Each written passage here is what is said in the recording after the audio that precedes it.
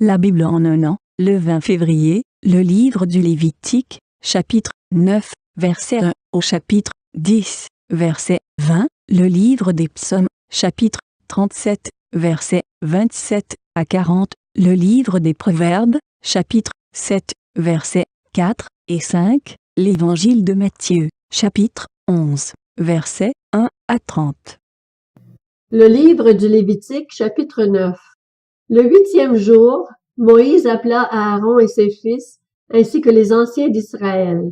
Il dit à Aaron, « Prends un jeune veau pour le sacrifice d'expiation et un bélier pour l'Holocauste, tous deux sans défaut, et sacrifie-les devant l'Éternel. Tu transmettras ces instructions aux Israélites. Prenez un bouc pour le sacrifice d'expiation, un veau et un agneau âgés d'1 an et sans défaut pour l'Holocauste, un bœuf et un bélier pour le sacrifice de communion, afin de les sacrifier devant l'Éternel, ainsi qu'une offrande pétrie à l'huile. En effet, aujourd'hui l'Éternel vous apparaîtra. » Ils amenèrent devant la tente de la rencontre ce que Moïse avait ordonné, et toute l'assemblée s'approcha et se tint devant l'Éternel. Moïse dit, « Vous ferez ce que l'Éternel a ordonné, et la gloire de l'Éternel vous apparaîtra. » Il dit à Aaron, « Approche-toi de l'autel, offre ton sacrifice d'expiation et ton holocauste, et fais l'expiation pour toi et pour le peuple. Offre aussi le sacrifice du peuple, et fais l'expiation pour lui comme l'Éternel l'a ordonné. » Aaron s'approcha de l'autel et égorgea le veau pour son sacrifice d'expiation. Ses fils lui présentèrent le sang, il trempa son doigt dans le sang, en mit sur les cornes de l'autel et versa le sang au pied de l'autel. Il brûla sur l'autel la graisse, les rognons et le grand lobe du foie de la victime expiatoire, comme l'Éternel l'avait ordonné à Moïse. Mais il brûla dans un feu à l'extérieur du camp la viande et la peau. Aaron égorgea l'Holocauste. Ses fils lui présentèrent le sang, et il le versa sur le pourtour de l'autel. Ils lui présentèrent l'Holocauste coupé par morceaux avec la tête, et il les brûla sur l'autel. Il lava les entrailles et les pattes et les brûla sur l'autel par-dessus l'Holocauste. Ensuite, Aaron offrit le sacrifice du peuple. Il prit le bouc pour le sacrifice expiatoire du peuple, l'égorgea et l'offrit en expiation comme la première victime. Il offrit l'Holocauste en le sacrifiant conformément à la règle. Il présenta l'offrande, en prit une poignée et la brûla sur l'autel en plus de l'Holocauste du matin. Il égorgea le bœuf et le bélier en sacrifice de communion pour le peuple. Ses fils lui présentèrent le sang et il le versa sur le pourtour de l'autel. Ils lui présentèrent la graisse du bœuf et du bélier, la queue, la graisse qui couvre les entrailles, les rognons et le grand lobe du foie.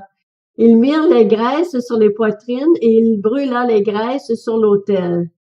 Aaron fit devant l'Éternel le geste de présentation avec les poitrines et la cuisse droite, comme Moïse l'avait ordonné. Aaron leva ses mains vers le peuple et le bénit.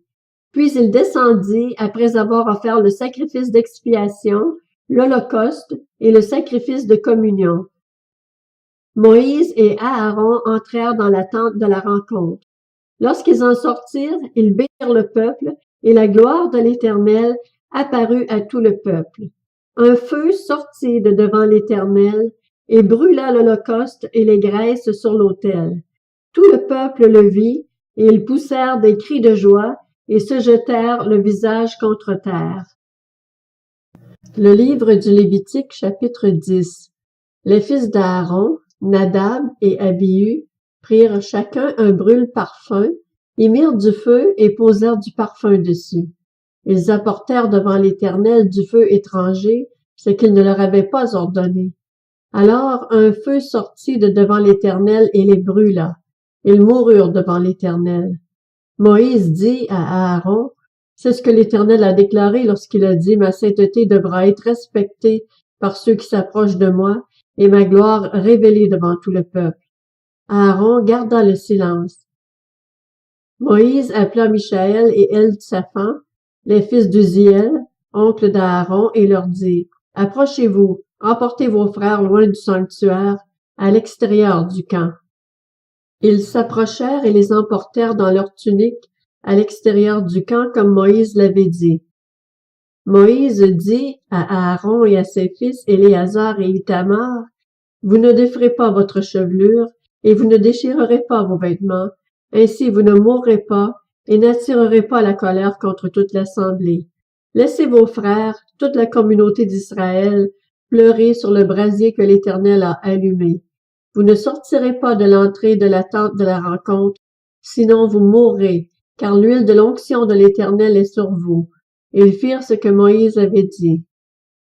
L'Éternel dit à Aaron, « Tu ne boiras ni vin ni boisson alcoolisée, toi, ainsi que tes fils, lorsque vous entrerez dans la tente de la rencontre, sinon vous mourrez.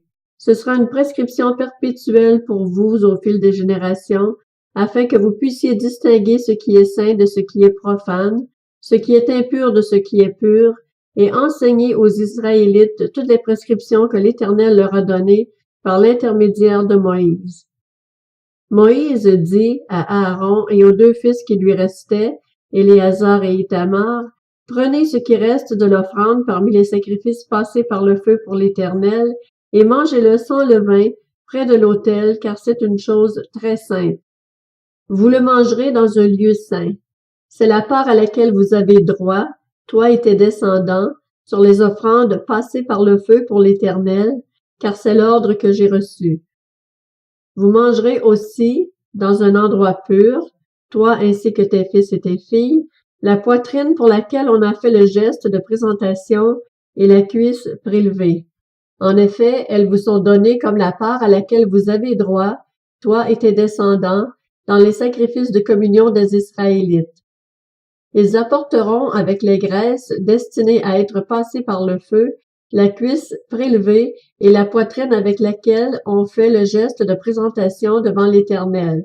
Elles seront pour toi ainsi que pour tes descendants par une prescription perpétuelle comme l'Éternel l'a ordonné. Moïse chercha le bouc expiatoire et voici qu'il avait été brûlé. Alors il s'irrita contre Éléazar et Ithamar, les fils qui restaient à Aaron. « Pourquoi n'avez-vous pas mangé la victime expiatoire dans le lieu saint? C'est une chose très sainte. L'Éternel vous l'a donnée pour que vous portiez la faute de l'assemblée, afin de faire l'expiation pour elle devant l'Éternel. Or le sang de la victime n'a pas été porté à l'intérieur du sanctuaire. Vous deviez la manger dans le sanctuaire comme j'en avais donné l'ordre. » Aaron dit à Moïse, « Ils ont offert aujourd'hui leur sacrifice d'expiation et leur holocauste devant l'Éternel. Après ce qui m'est arrivé, si j'avais mangé aujourd'hui la victime expiatoire, cela aurait-il plu à l'Éternel? » Moïse entendit et approuva ces paroles. Le livre des Psaumes, chapitre 37. Détourne-toi du mal, fais le bien, et tu auras pour toujours une demeure, car l'Éternel aime ce qui est droit, et il n'abandonne pas ses fidèles. Ils sont toujours sous sa garde, tandis que la descendance des méchants est exterminée. Les justes posséderont le pays, et ils y demeureront définitivement. La bouche du juste annonce la sagesse, et sa langue proclame la justice. La loi de son Dieu est dans son cœur, ses pas ne faiblissent pas. Le méchant épie le juste et cherche à le faire mourir, mais l'Éternel ne le livre pas entre ses mains, et il ne le laisse pas condamner quand il est jugé. Espère en l'Éternel, suis sa voie, et il t'élèvera pour que tu possèdes le pays, tandis que tu verras les méchants exterminés. J'ai vu l'homme violent dans toute sa puissance. Il s'étendait comme un arbre verdoyant, mais il est passé et il n'existe plus. Je le cherche et je ne le trouve plus.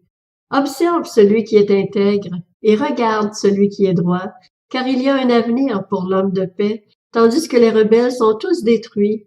L'avenir des méchants est réduit à néant. Le salut des justes vient de l'Éternel. Il est leur forteresse dans les moments de détresse. L'Éternel les secourt et les délivre. Il les délivre des méchants et les sauve, parce qu'ils cherchent refuge en lui. Le livre des Proverbes, chapitre 7. Dis à la sagesse, tu es ma sœur, et appelle l'intelligence ton amie, pour qu'elle te préserve de la femme étrangère, de l'inconnu au discours flatteur. Évangile selon Matthieu chapitre 11.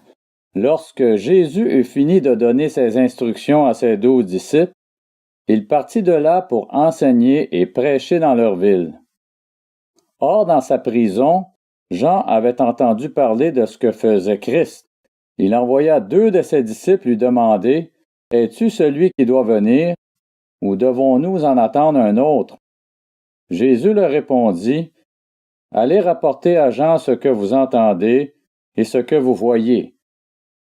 Les aveugles voient, les boiteux marchent, les lépreux sont purifiés, les sourds entendent, les morts ressuscitent, et la bonne nouvelle est annoncée aux pauvres. Heureux celui pour qui je ne représenterai pas un obstacle. » Comme il s'en allait, Jésus se mit à dire à la foule au sujet de Jean, « Qu'êtes-vous allés voir au désert? Un roseau agité par le vent? Mais qu'êtes-vous allés voir? Un homme habillé de tenues élégantes? Ceux qui portent des tenues élégantes sont dans les maisons des rois. Qu'êtes-vous donc allés voir? Un prophète? Oui, je vous le dis, et plus qu'un prophète, car c'est celui à propos duquel il est écrit, « Voici j'envoie mon messager devant toi pour te préparer le chemin. » Je vous le dis en vérité, parmi ceux qui sont nés de femmes, il n'est venu personne de plus grand que Jean-Baptiste. Cependant, le plus petit dans le royaume des cieux est plus grand que lui. Depuis l'époque de Jean-Baptiste jusqu'à présent, le royaume des cieux est assailli avec force, et des violences en emparent. En effet, tous les prophètes et la loi ont prophétisé jusqu'à Jean.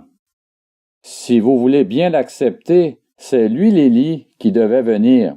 Que celui qui a des oreilles pour entendre, entende. À qui comparerai-je cette génération? Elle ressemble à des enfants assis sur des places publiques et qui s'adressent à d'autres enfants en disant « Nous vous avons joué de la flûte et vous n'avez pas dansé. Nous vous avons entonné des chants funèbres et vous ne vous êtes pas lamentés. » En effet, Jean est venu, il ne mange pas et ne boit pas, et l'on dit « Il a un démon. » Le Fils de l'homme est venu, il mange et il boit, et l'on dit « C'est un glouton et un buveur, un ami des collecteurs d'impôts et des pécheurs. » Mais la sagesse a été reconnue juste par ses enfants. Alors Jésus se mit à faire des reproches aux villes dans lesquelles avaient eu lieu la plupart de ses miracles, parce qu'elles n'avaient pas changé d'attitude. Malheur à toi, Chorazin! Malheur à toi, Bethsaïda!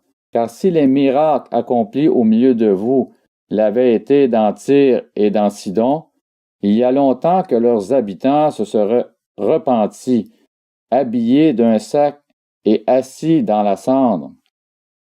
C'est pourquoi je vous le dis, le jour du jugement, Tyr et Sidon seront traités moins sévèrement que vous. Et toi, Capernaüm, seras-tu élevé jusqu'au ciel? Non. Tu seras abaissé jusqu'au séjour des morts, car si les miracles accomplis au milieu de toi l'avaient été dans Sodome, elles subsisteraient encore aujourd'hui. C'est pourquoi je vous le dis, le jour du jugement, le pays de Sodome sera traité moins sévèrement que toi. À ce moment-là, Jésus prit la parole et dit, « Je te suis reconnaissant, Père, Seigneur du ciel et de la terre, de ce que tu as caché ces choses aux sages et aux intelligents et les as révélées aux enfants. Oui, Père, je te suis reconnaissant, car c'est ce que tu as voulu. Mon Père m'a tout donné, et personne ne connaît le Fils si ce n'est le Père. Personne non plus ne connaît le Père si ce n'est le Fils, et celui à qui le Fils veut le révéler. Venez à moi, vous tous qui êtes fatigués et courbés sous un fardeau, et je vous donnerai du repos. Acceptez mes exigences, et laissez-vous instruire par moi, car je suis doux et humble de cœur, et vous trouverez le repos pour votre âme. En effet, mes exigences sont bonnes et mon fardeau léger.